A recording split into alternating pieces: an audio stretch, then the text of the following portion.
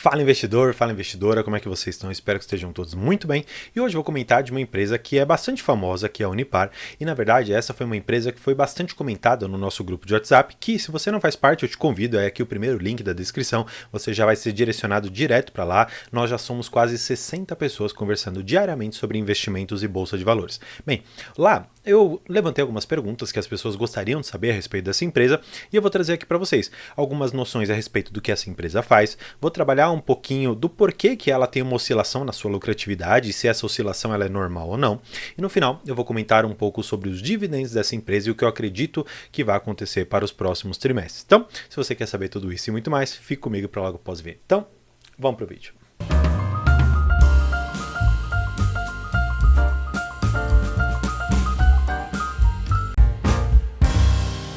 Para tentar resumir, eu encontrei essa notícia aqui, que ela não é tão atualizada, eu quero trabalhar com vocês alguns pontos que eu acredito que são bastante interessantes, mas para a gente iniciar essa conversa, eu quero que você saiba o que é a Unipar. Em bastante resumo, ela é uma petroquímica. O que isso significa? Que ela trabalha de uma certa maneira com petroquímica, ou seja, com químicos em geral, alguns ali derivados inclusive do petróleo. Não só isso, nós temos algumas questões que eu acho que são importantes de você saber, que hoje a Unipar é a maior produtora de soda cáustica ou de cloro-soda que nós temos aqui no Brasil. Essa notícia aqui ela não é tão nova. Então, ela coloca aqui que ela é a segunda maior produtora de PVC da América do Sul. Só que acontece, a Braskem, ela conseguiu subir ali algumas posições, algumas outras empresas também acabaram tomando seu posto, e hoje a Unipar, ela continua sendo a maior produtora, a número 1 ali em questão de soda cáustica, mas ela já não é mais a segunda em relação a PVC. Agora ela está na terceira posição, mas isso pode mudar drasticamente. Por quê? Nós temos aqui a Braskem. André, o que tem a ver a Braskem com a Unipar? Olha só que interessante se você não sabia dessa notícia. A Braskem ela estava para ser vendida para um grupo. Esse grupo ele tinha oferecido uma forma de pagamento bastante diferente. Como que seria essa forma? Eles iriam pagar alguns reais, mais ou menos uns 20 e pouco ali em dinheiro. Uma outra parte seria em ações e uma outra parte seria num título que teria uma determinada rentabilidade. A Unipar ela falou o seguinte, bem, existe essa proposta, só que ela não foi fechada ainda. Então, quer saber? Eu vou lá e vou fazer uma proposta. Essa proposta não vinculante da Unipar foi de mais ou menos ali os seus R$ 33, se não me falha a memória. Olhando para isso, portanto, você consegue enxergar que existem empresas que estão disputando pela Braskem, e uma delas é a Unipar. E o que isso pode impactar? Isso pode impactar que a Braskem, que é uma das maiores produtoras de PVC que nós temos, ela pode se juntar com a maior empresa produtora de soda cáustica que nós temos. E isso pode gerar quase que um monopólio dentro do nosso sistema. Eu não sei efetivamente se o CAD, que é o Conselho Administrativo de Defesa Econômica, ele vai aprovar esse tipo de operação, afinal de contas, nós teremos aqui quase que um mercado relevante exercido por uma única empresa, que seria a Unipar, que ela vai incorporar a Braskem lá dentro. Se isso efetivamente acontecer, vai se tornar uma gigante no mercado, e isso, em termos de lucro, vai ser muito bom. As suas ações provavelmente terão uma apreciação muito boa. Agora, eu quero ver como é que essa negociação toda vai envolver, e assim como você, eu também não tenho ideia do que vai acontecer, porque isso depende muito de uma negociação que nós ainda não temos acesso por conta de não fazermos parte do próprio Conselho de Administração, no próprio exercício ali da administração de cada uma dessas empresas, tá bom? Então, eu quero que você continue aqui, seguindo comigo, olhando para um pouco dos resultados da empresa. Por quê? Eu não quero exatamente trazer com vocês exaustivamente os resultados do primeiro TRI, porque nós estamos hoje na temporada de balanços. Então, esses resultados eles vão ter a sua atualização logo mais. Mas o que eu quero mostrar para você é um pouco do que evoluiu a empresa de um ano para o outro, de um trimestre para o outro. Bem, antes de tudo, de um trimestre para o outro, nós praticamente não tivemos nenhuma alteração. O que eu achei só interessante é que nessa conta aqui eu tive praticamente 101% em relação à receita operacional. Isso não faz muito sentido, mas eu acho que só foi um erro aqui de digitação, nada demais que a gente precisa ficar preocupado. Agora, o que eu quero olhar com vocês de um trimestre para o outro? Por quê? Eu estou falando de receita operacional. O que significa isso? Quanto você vendeu? Quanto você vendeu e quanto aquilo te devolveu de dinheiro? É basicamente isso aqui. Olhar para a soda cáustica, que hoje ficou aqui em 33%, de toda a questão no primeiro TRI de 22 e 55% o PVC. Isso no primeiro TRI de 22. Agora, em 2023, no primeiro trimestre, soda cáustica pulou de 33 para 44, uma evolução aqui de 11%, e PVC caiu basicamente aqui 14%. Tá, André, mas por que disso? Bem, antes de eu te explicar o porquê, eu quero que você entenda algo que é muito importante. A Unipar, ela está diretamente relacionada a commodities. Então, se você não sabe muito bem o que é uma commodity, eu vou te explicar com um exemplo um pouco mais tranquilo do que é a Unipar. Pensa que você é dono de uma, vamos dizer assim, uma pedreira. Você tem lá a sua pedreira, as pessoas vão lá, quebram as pedras e depois a gente vende isso daqui. Vamos supor que o mercado ele está pagando por cada pedra que você quebra, que tem um metal ali dentro, um valor de R$ 1.000. E aí você vai lucrando em cima disso. E aí chega um determinado momento que o mercado ele pede mais e mais pedras porque ele está construindo mais prédios, mais casas e tudo mais. Aí você começa a ganhar por conta de uma demanda que está muito alta e você não tem como produzir mais, você começa a cobrar um pouquinho mais. Então você recebe 1.200, 1.500 por aquelas pedras. Inversamente, se o mercado ele começar a reduzir as construções, ele começar a reduzir a demanda e você continuar produzindo aquele mesmo tanto, você não vai ter muito assim para quem vender, você acaba vendendo por um preço mais barato para se tornar atrativo e você quase que impulsionar a construção. Então você acaba vendendo aquela pedra que você vendia a 1.000 por 800, 700. Basicamente isso é uma commodity. É um item necessário para que você gere um determinado produto final. É mais ou menos isso. A Unipar, assim como a Vale, assim como outras tantas empresas, elas têm relação com commodity, cada qual com a sua em específico. Olhando especificamente para a Unipar, nós temos, como eu comentei, a soda cáustica e o PVC, que tem as suas cotações, assim como o minério de ferro. Então, olhando aqui para a minha tela, eu quero mostrar para vocês o que aconteceu nesse último tempo aqui em relação à soda cáustica. Olha só que interessante que nós temos aqui. Olha só a queda que nós tivemos de 916 para hoje 721. Se você puxar mais para trás, essa soda cáustica ela estava a mais de $1.000. O que eu quero mostrar para vocês? Do mês 5 até o mês 7, nós tivemos uma queda de basicamente aqui 17,53% em relação a essa commodity. Mas não só isso. Eu quero te mostrar também da questão do PVC. Porque olha só o que aconteceu nesses últimos tempos. Basicamente aqui no meio de 2021, nós estávamos negociando a mais ou menos 13.500, vamos dizer assim, a tonelada do próprio PVC. Agora, nós estamos aqui em 6.244, ou seja, nós tivemos uma queda de mais de 50% em relação a essa commodity. Ponto é, como que você tem uma empresa que depende de uma commodity para lucrar, e a sua lucratividade cai tanto? Você acha que aqueles dividendos que foram pagos recentemente eles vão se repetir? Bem, aqui eu já entro para a parte final, mas antes eu quero apenas te dar um pequeno detalhe em relação ao Unipar. Olha só se você conhece esse nome aqui, que hoje é o maior acionista de Unipar. Bem, se você não sabia, que é uma coisa que a maioria das pessoas já conhecia, mas se você não conhecia, deixa aqui um curtir, deixa aqui um comentário dizendo que você não conhecia. E claro, se valeu qualquer uma dessas explicações que eu dei para você também, não se esqueça de se inscrever no canal, porque essas informações eu espero que se tornem relevantes para você conseguir investir cada vez melhor. Bem, hoje o Barsi ele tem mais ou menos aqui 20% de toda a companhia. Isso é muita coisa, imagina só o tanto de dividendos que ele recebeu. Só que, o que eu quero mostrar para vocês? Eu vou até aumentar um pouco para a gente conseguir enxergar isso de uma forma bastante interessante aqui.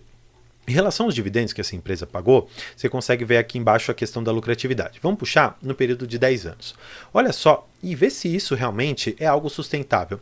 A empresa ela sempre ficou nessa casa aqui de mais ou menos uns 500 milhões de reais de lucro. Tá, isso é ótimo, André. Só que de um ano para o outro, basicamente saindo aqui dos seus quase 500 milhões, ela pulou para praticamente aqui os seus 2 bi.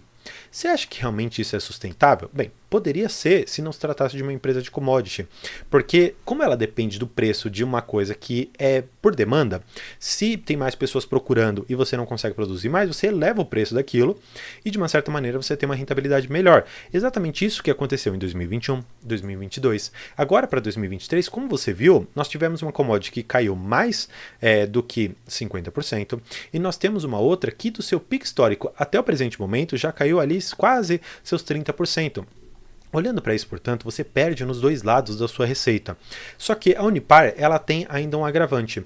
Ela não pode transportar as suas commodities a mais de 500 km de distância, senão elas acabam ficando inservíveis. Exatamente por isso ela não consegue transportar para longas distâncias. Claro, 500 km ainda assim é bastante, mas não o suficiente para você alcançar todos os seus consumidores, todas aquelas pessoas e empresas que demandam.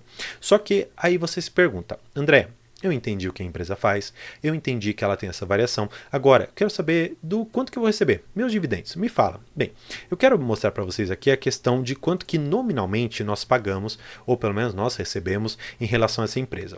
O que eu acho que vai acontecer nesse histórico? Olha, ela pagou R$14, R$12, isso quando a commodity estava lá em cima. Se eu considerar que a maioria das coisas caiu em 50%, 30%, o que eu poderia esperar dessa empresa?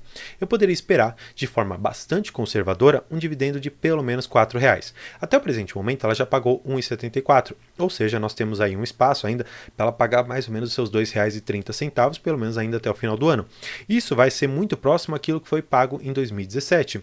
Agora, olhando para o histórico geral da empresa, claro, eu sei que a empresa ela passou por algumas mudanças muito significativas daqui para cá, só que isso, de uma certa maneira, foi muito puxado, assim como, por exemplo, o petróleo, o minério, para cima por conta das commodities. Vamos fazer esse mesmo exemplo? Vamos lá, vamos pegar a Petrobras, para a gente enxergar o que aconteceu com os dividendos e com o valor da própria commodity. Vamos lá na questão de dividendos, só para que vocês consigam enxergar a mesma coisa que eu estou querendo mostrar. Ó, a Petrobras, ela sempre pagou alguma coisinha.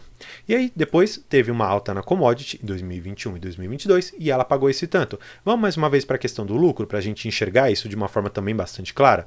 Vamos puxar o máximo aqui. Olha só o que aconteceu. O petróleo subiu por conta da pandemia que nós tivemos e olha só o que aconteceu. 21 e 22, uma lucratividade totalmente fora do normal da empresa. André, continuo achando que você está querendo me enganar. Vamos para Vale, mas uma empresa relacionada a commodity. O que aconteceu com os dividendos dela nesses últimos tempos? Vamos agrupar aqui por ano. E ó, 2020 e 2021, 2022, nós tivemos essa mudança aqui. Ó. Ela já começou a pagar um pouquinho mais. 2021 e 2022, por conta do que eu comentei da Covid, ela pagou valores muito altos. Estamos falando aqui de uma média dessa empresa pagar 2,40, 1,96, em momentos um pouco melhores, 2,88, e ela pagou aqui R$14. Tá, mas vamos para a lucratividade para ver se não aconteceu nada diferente. Olhando para a lucratividade dessa empresa, olha só o que aconteceu em 2021 e 2022. O que aconteceu com o seu lucro? O lucro dela estava aqui mais ou menos nessa casa dos seus 30 bilhões e ela foi para casa aqui dos seus 120 bilhões de reais, ou seja, 4 vezes a mais em relação à lucratividade e no outro ano 90 bi, ou seja, 3 vezes a mais. Se você não concordou com o que eu quero dizer em relação à questão da commodity, eu ainda peço para que você continue aqui comigo para eu te trazer um último detalhe que eu acho que é importante. Se você gosta de empresas relacionadas a commodity, eu acho que vale a pena você colocar na sua carteira um percentual que você enxergue que a empresa está em baixa. André, não entendi. Você está falando para eu comprar a empresa quando ela está na baixa? Quando a commodity dela está na baixa, significando que ela vai trazer menos lucro? Sim, é isso mesmo que eu estou querendo te dizer. Porque vê se você concorda comigo. Se você comprar a commodity lá na alta, ela tem o seu ciclo. E esse ciclo de demanda muito alta, em um momento ela acaba caindo, ela começa a arrefecer. Se em um determinado momento ela está com uma demanda muito baixa, ela não tem estímulo para produzir. Se ela não tem estímulo para produzir, ela começa a reduzir a produção para tentar equilibrar essa balança entre uma oferta e entre a demanda. Quando você tem uma demanda, vamos dizer assim, estável, uma produção também estável, e a demanda começar a subir, sendo que você tem mais capacidade também para produzir, você pode ir, de uma certa maneira, controlando esse preço, a ponto de você fazer com que a commodity vá subindo no mesmo passo em que você também vai subindo a sua produção e o seu preço. E isso faz com que o ciclo da commodity seja muito favorável para empresas como essa. Então, só para que a gente puxe um tempo atrás a cotação. Eu vou puxar aqui com vocês a Unip 6. A Unip 6, por que eu puxei no Google e não puxei no site? Porque o site é adequado por dividendos, ou seja, ela pagou R$10, esses R$10 são retirados da cotação. Eu gosto de pegar essa outra cotação aqui, porque é mais interessante.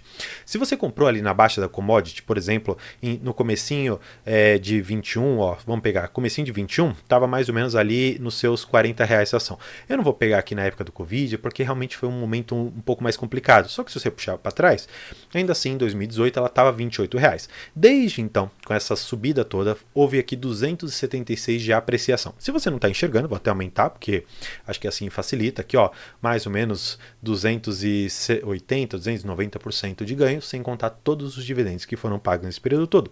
Agora, quero que você faça um outro exercício. Imagina que você comprou aqui a mais ou menos seus R$30 e você recebeu mais ou menos ali, vamos puxar aqui, ó, para a gente dar uma olhada.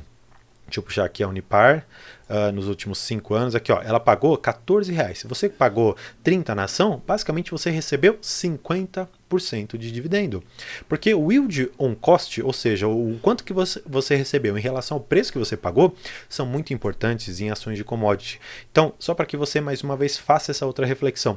Imagina a pessoa que pagou R$100 em Vale. E hoje está valendo, por exemplo, os seus R$70. Você acha que essa pessoa, ela está feliz com o investimento? Provavelmente não. Por quê? Porque ela comprou lá na alta da commodity. Ela comprou quando o preço estava muito esticado. Agora, quando ela conseguir comprar numa baixa, ela conseguirá, provavelmente no futuro, surfar toda essa alta. E com isso você pode ter não só bons ganhos financeiros com a valorização da ação, mas também um bom dividendo em relação àquele valor aplicado. E esse é o poder das ações de commodity e que tem esse ciclo natural de demanda e oferta. Então, espero que tenha gostado do vídeo. Não se esqueça de se inscrever e, claro, gostando, entre lá no nosso grupo do WhatsApp, no primeiro link aqui para você conversar conosco a respeito de qualquer ação e ativo dentro da Bolsa de Valores que você quiser. Então, por hoje é isso. Muito obrigado e tchau!